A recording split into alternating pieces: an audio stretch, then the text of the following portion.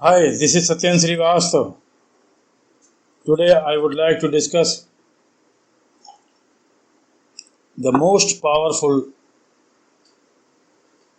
tools of this world. जैसा हम सभी लोग जानते हैं, हम रोज अपने शरीर से वो काम कराते हैं जो हमारे लिए आवश्यक है और बार बार हमें प्रतिदिन अपने शरीर को पुश करना पड़ता है उस काम को करने के लिए। लेकिन मैंने अपने अनुभव से ये पाया है कि अगर हम शरीर की जगह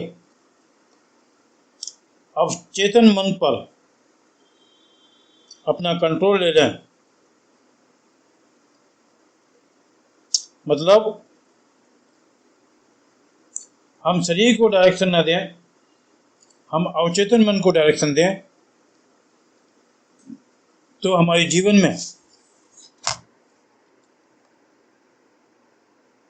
हम अधिक सफल होंगे। क्योंकि एक बार आपने अपने सबकॉन्शियस माइंड को रिप्रोग्राम कर दिया तो वो आपके कॉन्शियस माइंड को डायरेक्शन देकर शरीर से कर्म करा लेगा, शरीर से एक्शन करा लेगा। मतलब साफ है, अगर आप अपने अवचेतन मन, जिसको हम सबकॉन्शियस माइंड कहते हैं, अगर हम अपनी आदतों के द्वारा, अपनी न्यू लर्निंग के द्वारा, अगर हम सबकॉन्शियस माइंड में डेटा भेज दें, नॉलेज भेज दें, तो सबकॉन्शियस माइंड उन डेटा को, उन आदतों को, उस ज्ञान को अपने अंदर स्टोर कर लेता है और जो शरीर की इंद्रियां हैं वो उसी से वशीभूत होकर काम करेंगी। क्योंकि बचपन से लेकर अभी तक हम जो भी काम कर रहे हैं, जो भी कार्य कर रहे हैं, जो भी एक्शन कर रहे हैं, वो सभी सबकॉन्शियस माइंड के अंदर पड़ी हुई फाइलें हैं जो हमें एक्शन के लिए पुश करती हैं, और कॉन्शियस माइंड उसके बीच में एक माध्यम है।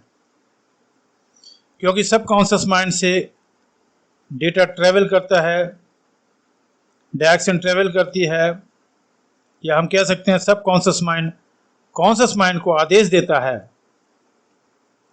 और आदेश कॉन्शियस माइंड अपने शरीर से पूरा कराता है। तो हम कह सकते हैं सबकॉन्शियस माइंड से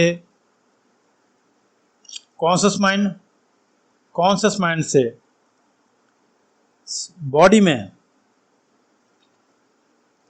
एनर्जी मूव करती है।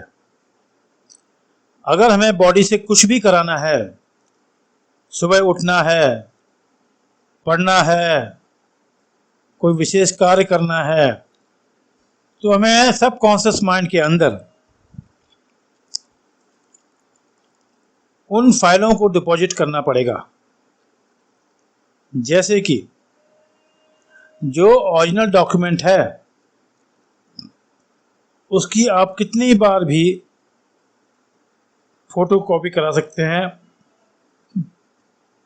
प्रिंट आउट ले सकते हैं। इसलिए जितने भी हमारे पास्ट लाइफ के कर्मास हैं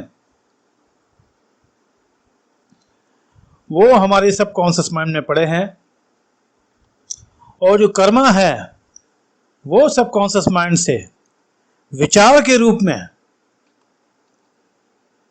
प्रकट होते हैं, और उसी से वशीभूत होकर हमारा शरीर, हमारी बॉडी काम करती है।